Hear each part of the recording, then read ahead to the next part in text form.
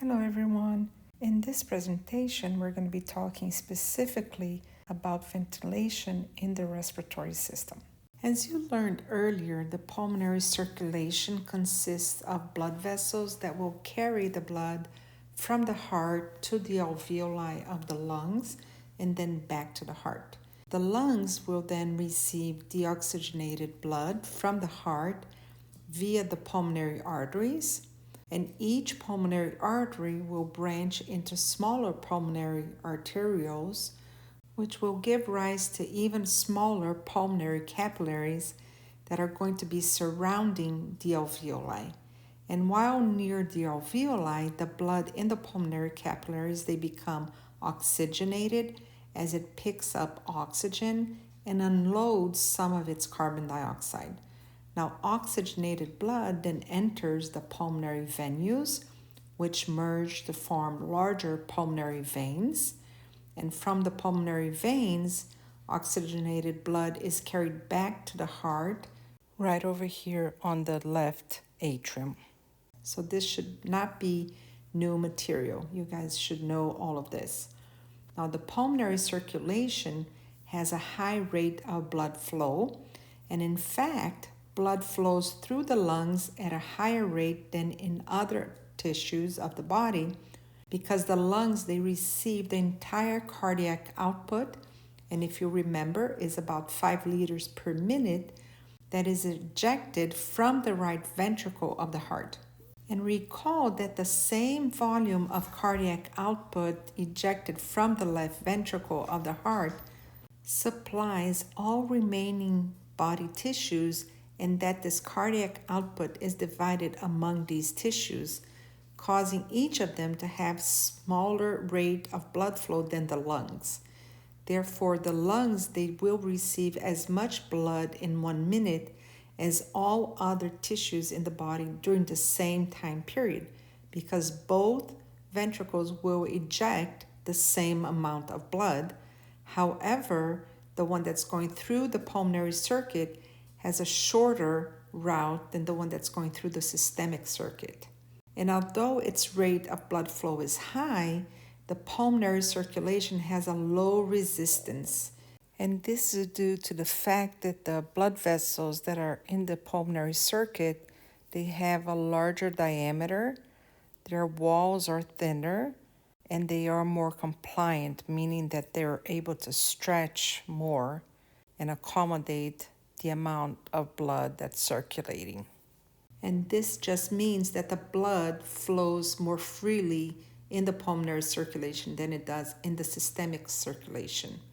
And because its resistance is low, the pulmonary circulation has a low blood pressure. And the lower pressure in the pulmonary circulation means that the right ventricle does not have to pump as forcefully for blood to reach the lungs.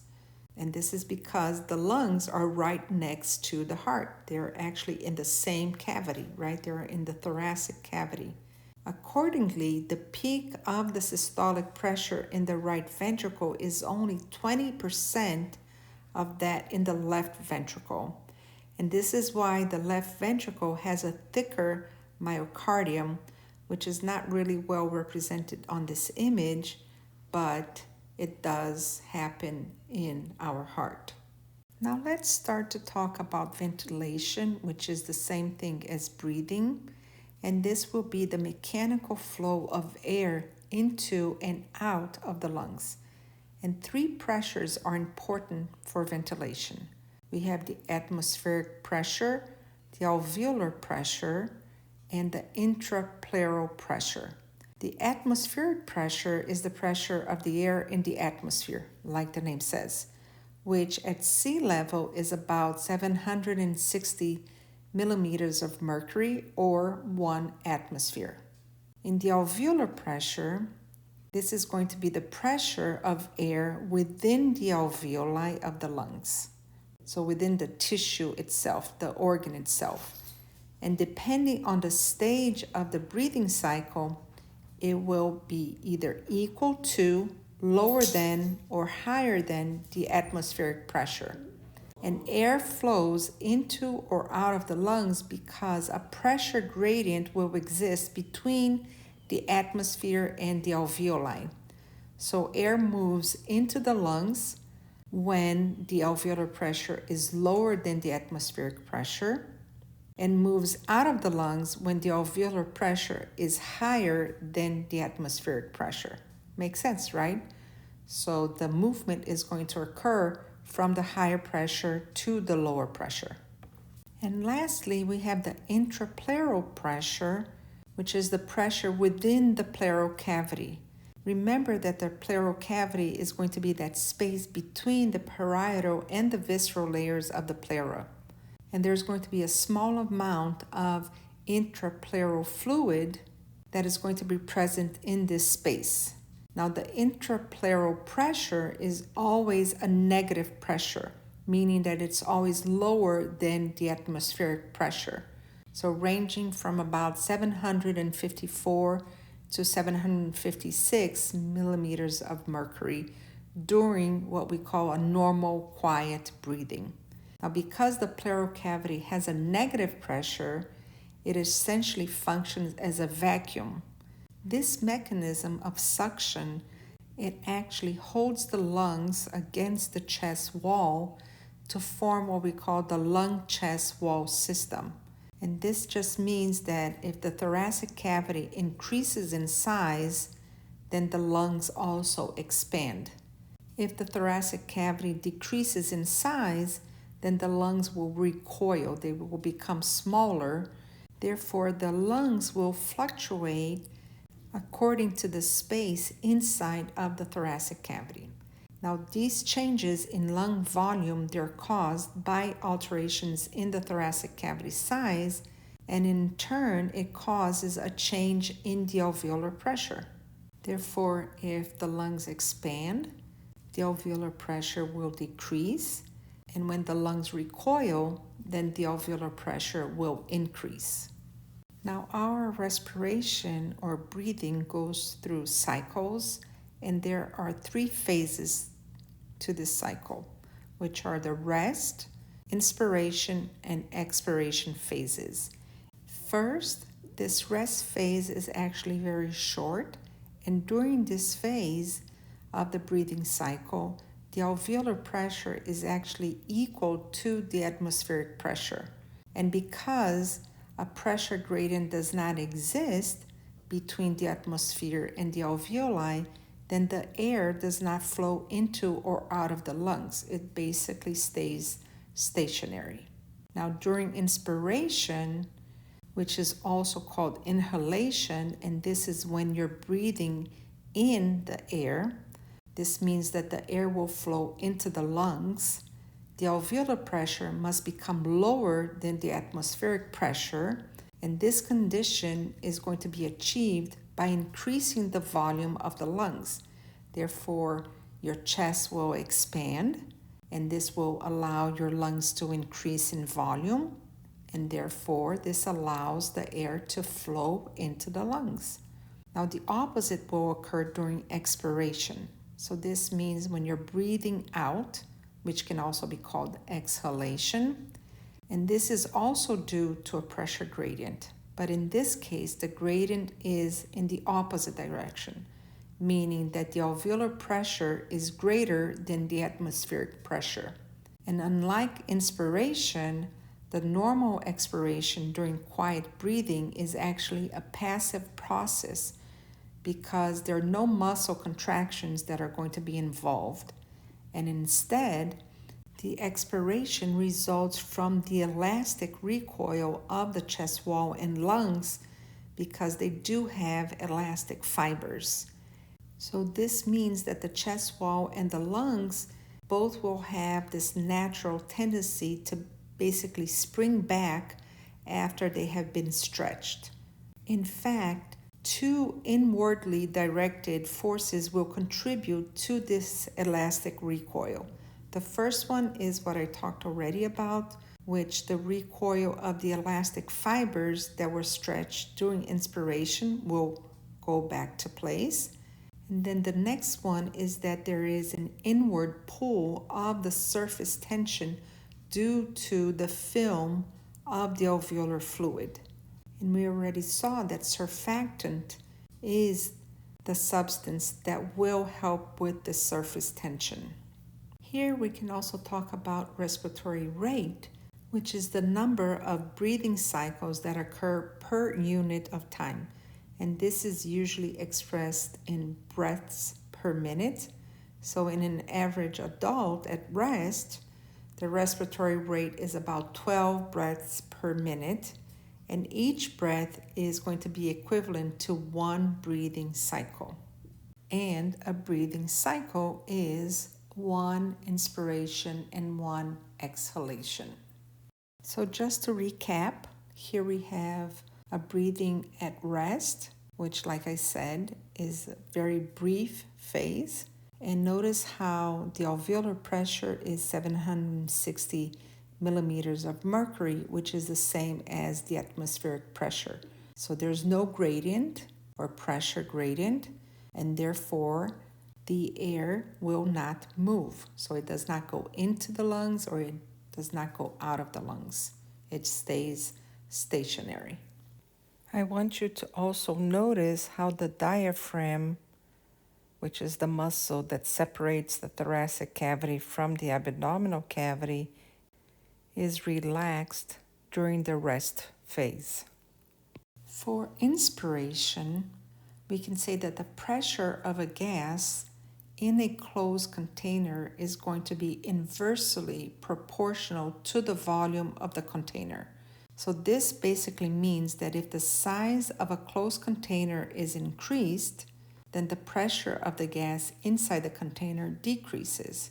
And that if the size of the container decreases, then the pressure inside will increase.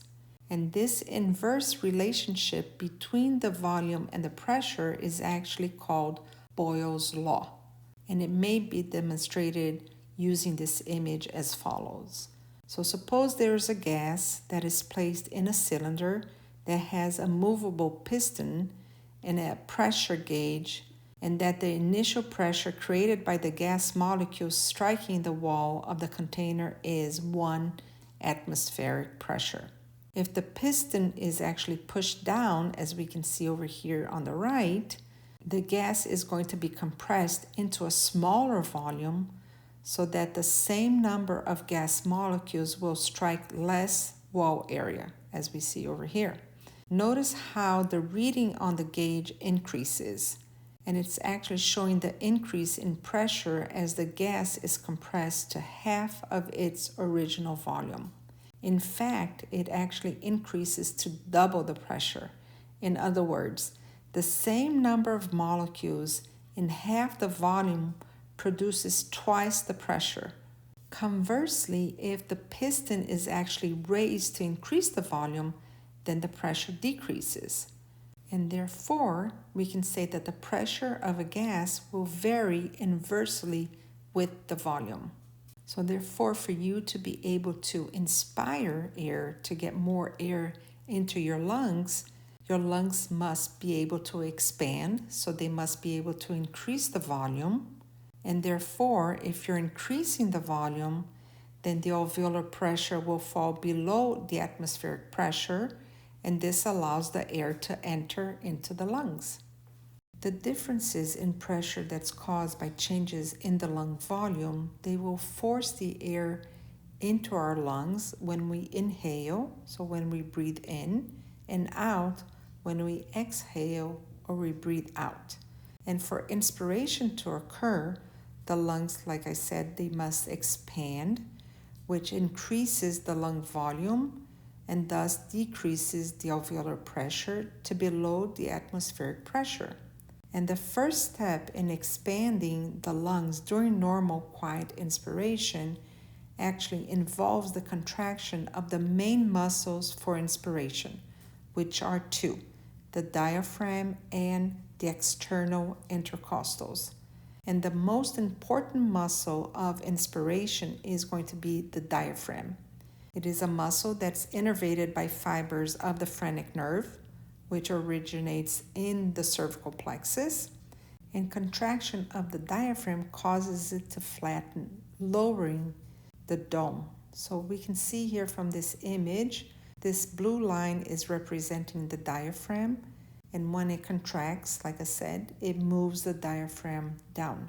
And by moving it down, it actually pushes all the abdominal organs closer together, and this increases the volume of the thoracic cavity. So contraction of the diaphragm is going to be responsible for about 75% of the air that enters the lungs during what we call a quiet, relaxed breathing. Now, if you have advanced pregnancy or excessive obesity, for example, or even if you're wearing these very tight clothes that squeezes all your abdominal organs, this can prevent the diaphragm from moving down, and therefore it makes it harder for you to be able to breathe because your thoracic cavity cannot expand to accommodate the expansion of the lungs. Now, the next most important muscle of inspiration are the external intercostals, which they do extend between the ribs, and that's why they're called intercostals, between ribs. And they are going to be innervated by what we call the intercostal nerves, so it makes sense. And when the internal intercostals, they contract, they actually pull the ribs upward and actually outward as well. So this will also help to increase the volume of the thoracic cavity. Now, contractions of the external intercostals are going to be responsible for 25% of the air that enters the lungs during normal, quiet breathing. So 75% for the diaphragm, 25% for the external intercostals. This makes 100%. So these are the only two muscles that will help during inspiration when we are performing normal, quiet breathing. And as the volume of the thoracic cavity increases with the contraction of the diaphragm and the external intercostals, the volume of the lung increases as well, and the alveolar pressure drops from 760 to 758 millimeters of mercury. And this pressure difference is going to be established between the atmosphere and the alveoli.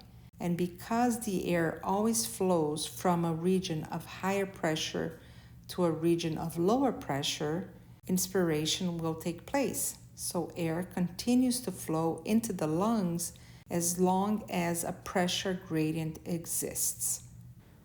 Also notice from this image how contraction of the diaphragm will move the diaphragm down, and therefore it will allow a bigger space for the lungs to be able to expand.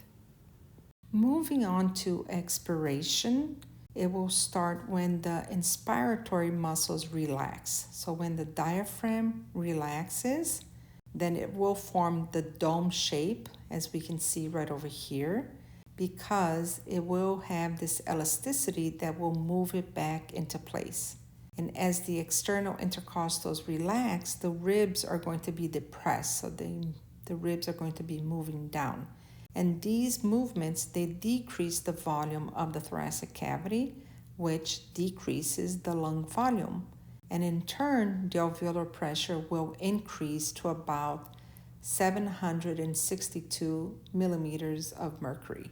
And this means that the air will be able to flow from the area of higher pressure in the alveoli to the area of lower pressure in the atmosphere. And during this normal breathing, no muscles will help with this, because what's occurring is just a relaxation of the two muscles that help with inspiration, which again are the diaphragm and the external intercostals. However, expiration becomes active only during forceful breathing. And this occurs while playing, for example, a wind instrument or doing exercise. And the muscles that will help with this forced expiration are what we call the accessory muscles. And they are listed here. We have the rectus abdominis, the external and internal obliques, the transversus abdominis, and the internal intercostals. So let's look at them on the next slide. In the abdominal region, we're going to have 3 muscle layers. The one that's more external is what we call the external oblique. The one that's more internal is what we call the transversus abdominis. Notice how the fibers over here run transverse. And the one in the middle is what we call the internal oblique. Then right here down the midline, we have the rectus abdominis. These are your abs, like you guys like to call. And then we're going to have the internal intercostals. Notice how the internal intercostals, not only are they located more internally, so closer to the sternum, when compared to the external intercostals, which are located more laterally, but also notice how the fibers run in opposite direction. So the external intercostals, they run from outside towards the inside, and the internal intercostals, they run from the midline towards the lateral side. So this means that when they contract, they will do opposite functions. So again, the external, they will elevate the ribs. So that's how I remember that external starts with an E. So they will elevate the rib, and the internals, they will depress the rib. Also on this image, we can see how between the ribs, there's like a little line between these 2 muscles. So the one that's more superior is going to be the external intercostal, and the one that's deeper will be the internal intercostal.